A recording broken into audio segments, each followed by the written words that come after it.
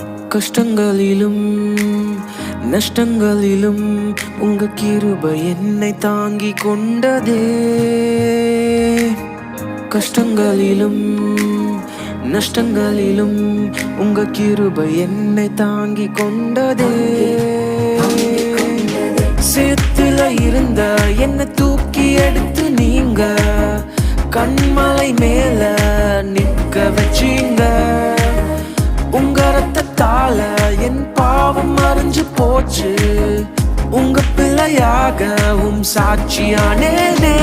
என் அப்பா நீங்க, என் மேய்ப்பன் நீங்க, என் தோழன் நீங்க, என்னை சுமப்பவர் நீங்க.